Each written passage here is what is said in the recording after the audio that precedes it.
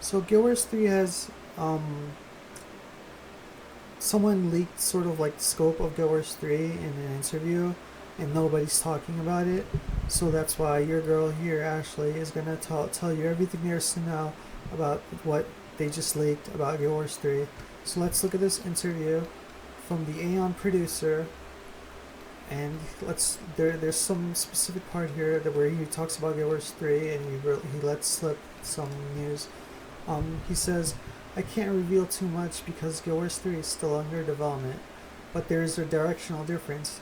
Ion 2 focuses more on massive numbers of players like Realm vs. Realm. The more users, the more fun. Whereas Guild Wars 3 is more about segments of small groups playing that makes the gameplay more fun.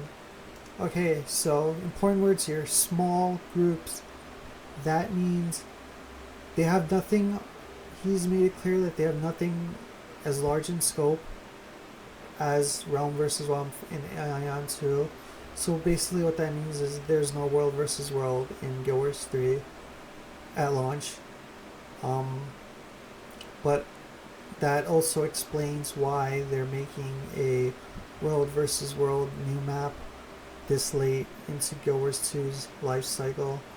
Like the timing is it's perfect. Like they're trying to appease the World versus World players who will complain that they haven't gotten content in like years or whatever.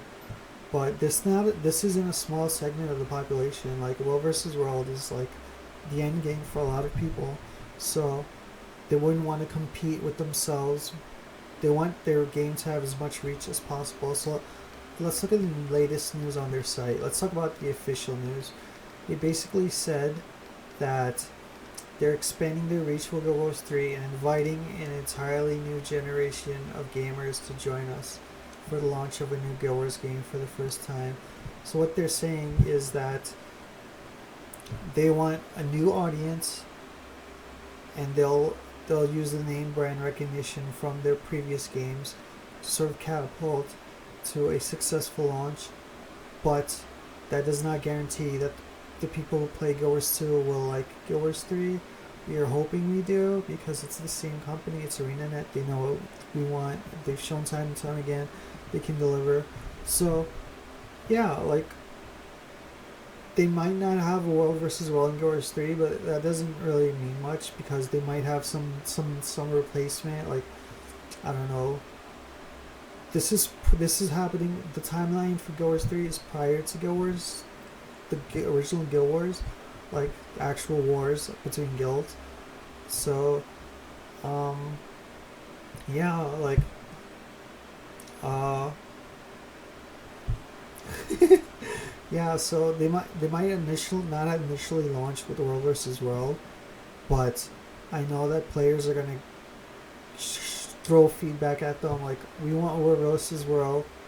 The only way that people will not clamor for another World versus World in Guild Wars 3 is if they give us something similar to World versus World, which they will probably do, but the focus is on in smaller groups of players. They are advertising their open world, so that kind of clashes with the interviewer who says it's more small scale. So I don't know, maybe there's some miscommunication there, but there's going to be small modes for solo players and larger modes and open worlds for groups, but the groups won't be as big as like World versus World groups, and there will probably be a different game mode that will take a chunk of the player base to sort of appeal to them as the end game.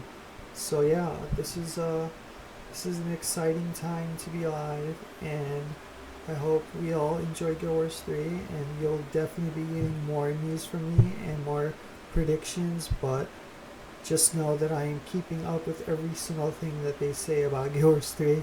I am following it religiously. Okay, so, yeah, see you guys in the next video. Don't forget to like and subscribe. Watching you.